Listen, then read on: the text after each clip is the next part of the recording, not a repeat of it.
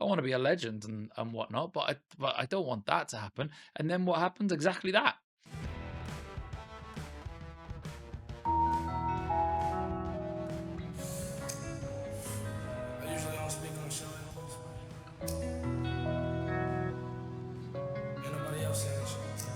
I usually have an answer to the question, but this time I'm gonna be quiet.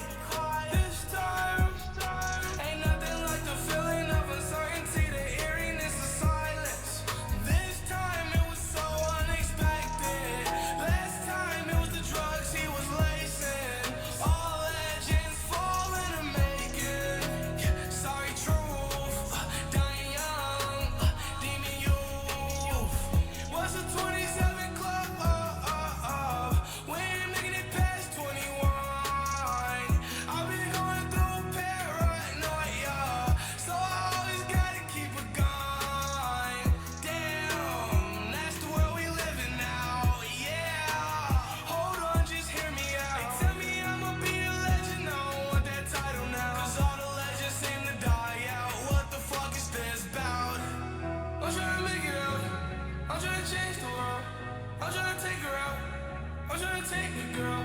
More importantly, I'm trying to change the world. Maybe touch with some diamonds and pearls. Yeah. I usually have an answer to the question, but this time I'm gonna be quiet. This time, ain't nothing like the feeling of uncertainty, the eeriness of silence. This time it was so unexpected. Last time it was the drugs he was lacing. All legends fall in the making. Sorry, truth, dying young, demon youth. My mind is foggy, I'm so confused. We keep on losing our legends too. The cruel cold world, what is it coming to? The end of the world, is it coming soon?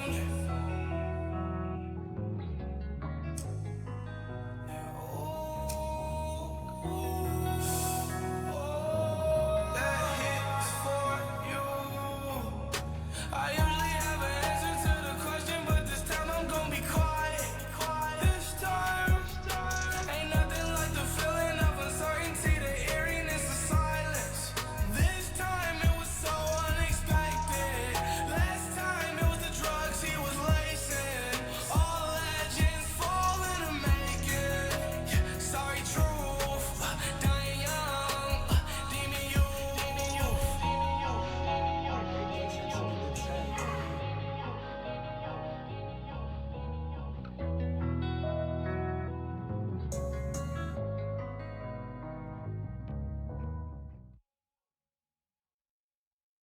Okay, what's the take home with Juice WRLD and Legends? I think firstly, before the take home, I feel as though every time I watch Juice WRLD, I have the experience of appreciating the music, but also this quite overwhelming sense of sadness. It feels like he had such wisdom, and it breaks me a little bit that that life got the better of him. In terms of the song, I had this thought while I was watching it. I was thinking, is he singing this about himself? But how can he sing it about himself if he's already passed away? And of course, he wasn't singing it about himself. It's just that the parallels between him and some other people that passed away from drugs and stuff around that time are just like they're so precise, aren't they? They map onto each other so well. So I think he was probably talking about Little Peep and XXS Temptation, talking about them being legends, talking about them dying young, and basically saying, I don't want that for myself. I want to be a legend and whatnot, but I don't want that to happen. And then what happens? Exactly that at some point later on. And so I think in terms of a take home, it would be something along the lines of, what is it about these young men's lives that are causing such risky behavior? And of course, my answer to that would be they're lacking support. in various ways. Maybe there are people in the music industry that are just, they're not looking after the welfare of people like this properly, because it feels as though like fame, especially fame when you're young, becomes a bit of a pressure cooker, and that it feels like it would be enough to fry anyone's brain. And without like sufficient support systems in place, then what can you expect for these young men? And it's not just about the young men in the world of music and rap, right? It's about anyone. It's about anyone that finds themselves in a pressure cooker when they're young, and the need for support structures in place to help those people. And so, it just makes me sad that with Juice WRLD, and I don't know Little Peep and XXS Temptation. My 10-year-old son does, but I don't. I've not reacted to any of their videos or anything. I don't know the circumstances of their deaths and whatnot. But with Juice WRLD, it just makes me sad that there wasn't someone that could help him to turn that corner.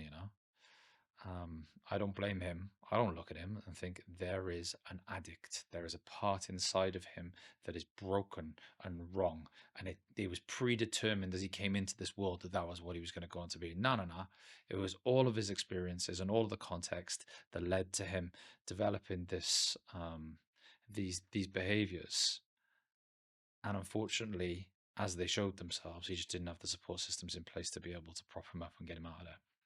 That's what we all need. I think we all need that. And if you are in a place out there where you're doing pretty well psychologically, then maybe put your mind to creating some support systems and structures for people that are a little bit more vulnerable. That feels like a good life to me. Thanks for listening to my reaction. So you'll know that I'm a psychologist, and you might know that I've written a few books. There are links in the description. My favorite book of the books that I've written is called The Unbreakable Student, and it is a mental health guide for university or college students between the ages of 18 and 21. But the thing that I'm most proud of is a project called Connect, which is a well-being curriculum, a 250-hour intervention for young people between the ages of 4 and 11 to be delivered by teachers or teaching staff.